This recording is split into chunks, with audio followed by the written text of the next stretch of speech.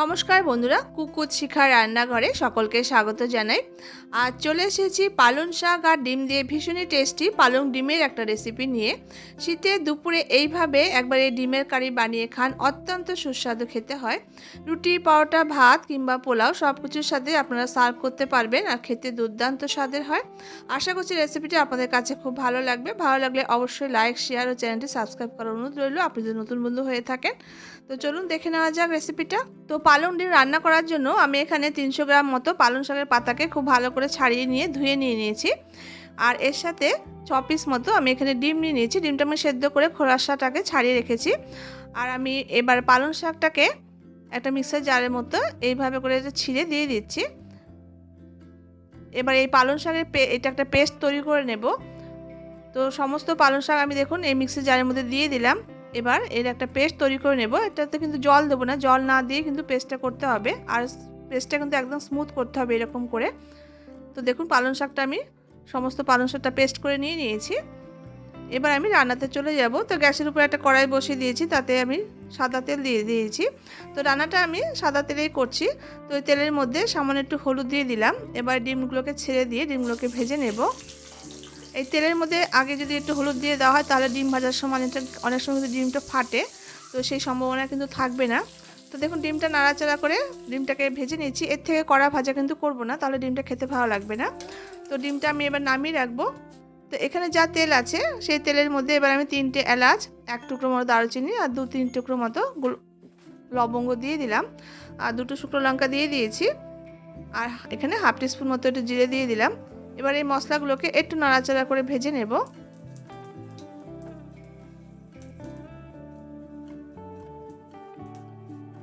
মশলাটা নাড়াচাড়া করে ভেজে নিয়েছি। মশলা থেকে বেশ সুন্দর একটা মিষ্টি গন্ধ বেরিয়ে গেছে। এবার আমি এই পর্যায়ে এখানে একটা বড় সাইজের পেঁয়াজ খুব ছোট ছোট কুচিয়ে নিয়েছি, ছোট ছোট করে মিহি করে কুচিয়ে নিয়েছি, সেই পেঁয়াজটা দিয়ে দিয়েছি। এবার পেঁয়াজটা দিয়ে নাড়াচাড়া করে হালকা করে একটু পেঁয়াজটাকে ভেজে নেব। তো এখানে বন্ধুরা ডিমের আর পালং শাকের পরিমাণটা আমার মতো করে নিয়েছি, তবে আপনারা চাইলে আপনাদের মতো করে বাড়িয়ে বা কমিয়ে কিন্তু নিতে পারবেন। এবার পেঁয়াজটা দিয়ে নাড়াচাড়া করে ভেজে নেওয়ার পর এখানে 1 চা চামচ পরিমাণ আমি আদা রসুনের পেস্ট দিয়ে দিয়েছি। আদা রসুনের পেস্টটা দিয়ে একটু নাড়াচাড়া করে নেব যতক্ষণ না পর্যন্ত আদা রসুনের যেটা কাঁচা গন্ধ চলে যাওয়া পর্যন্ত এটাকে একটু নাড়াচাড়া করে ভেজে নেব। তো মিনিট 2-3 মতো আদা রসুনের দিয়ে একটু ভাজা ভাজা করে নিয়েছি।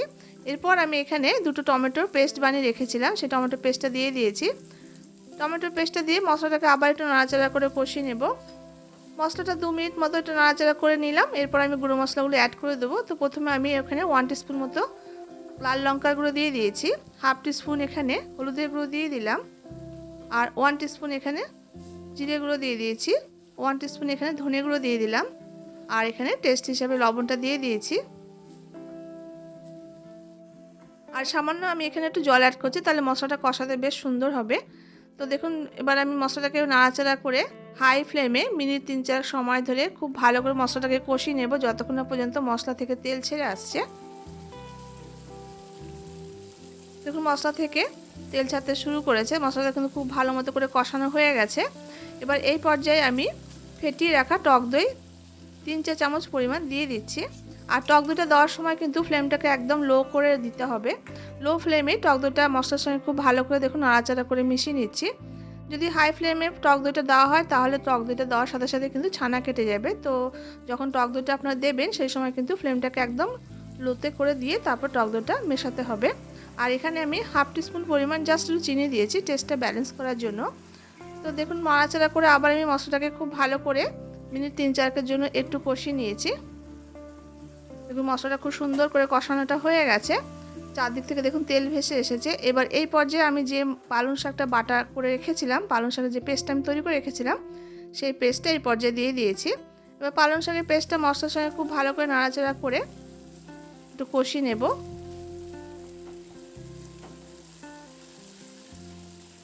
তো পালং শাকের পেস্টটা দিয়ে মিনিট 3-4 সময় ধরে হাই ফ্লেমে খুব ভালো করে এটাকে কষিয়ে নিয়েছি। এবার এই পর্যায়ে আমি যে ভাজা করে রেখেছিলাম ডিমটাকে, সেই ডিমটা এই পর্যায়ে অ্যাড করে দিলাম। এবার ডিমটা দিয়ে আবার আমি একটু মশলার সঙ্গে একটু নাড়াচাড়া করে একটু কষিয়ে নিচ্ছি। ডিমটা ডিমটা দিয়ে মশলার সঙ্গে আবার খুব ভালো করে নাড়াচাড়া করে দেখুন কষিয়ে নিয়েছি। এরপর এই পর্যায়ে আমি জল অ্যাড করে দেবো। তো জলটা কিন্তু খুব কম পরিমাণে দিতে হবে, এটা একটু গ্রেভি গ্রেভি ধরনের রান্নাটা হবে, খুব বেশি কিন্তু ঝোল মতো হবে না, তো সেরকম মতো করে দিতে হবে। তো আমি এখানে মোটামুটি হাফ কাপ পরিমাণ একটু জল অ্যাড করে দিয়েছি। জলটা দিয়ে একটু নাড়াচাড়া করে নিলাম। এবার হাই ফ্লেমে মিনিট 2-এর জন্য একটু ফুটিয়ে নিয়েছি। এরপর একটা ঢাকা দিয়ে ফ্লেমটাকে লো করে দিয়ে মিনিট 4-5 মতো একটু রেখে দেবো। এতে কি হবে, পালং শাকের যে ফ্লেভারটা সেটা ডিমের মধ্যে খুব ভালো করে মিশে যাবে, যার ফলে খেতে ভালো লাগবে। তো মিনিট 4 পর এবার আমি ঢাকাটা খুলে নিয়েছি। এবার আমি দেখে নিচ্ছি, দেখুন রান্নাটা কিন্তু আমার একদম কমপ্লিট, একদম শেষ পর্যায়ে। এরপর আমি একটু কাসুরি মেথি ছড়িয়ে দিয়ে এটাকে নামিয়ে নেব। তো আমি কিন্তু এখানে গরম মশলা ইউজ করিনি, যেহেতু পালং শাকের দিয়ে রান্নাটা করছি পালং ডিম, তাই জন্য পালং শাকের যে ফ্লেভারটা যাতে বজায় থাকে কারির মধ্যে, সেই জন্য আমি কিন্তু এখানে গরম মশলাটা ইউজ করিনি। তবে আপনারা যদি দিতে চান সেক্ষেত্রে কিন্তু আপনারা দিতে পারেন। তো দেখুন রান্নাটা আমার হয়ে গেছে। তো সুস্বাদু পালং ডিম একদম রেডি, গরম গরম ভাত বা রুটি পরোটার সাথে সার্ভ করার জন্য। যতটা লোভনীয় দেখতে লাগছে ঠিক ততটাই সুস্বাদু খেতে হয়। যদি কেউ না খেয়ে থাকেন অবশ্যই করে একটিবার খেয়ে দেখবেন, আর আপনাদের কেমন লাগলো তো অবশ্যই কমেন্ট করে জানাবেন। দেখা হচ্ছে পরবর্তী রেসিপির সঙ্গে, ততক্ষণের জন্য সবাই খুব ভালো থাকবেন, সুস্থ থাকবেন। ধন্যবাদ।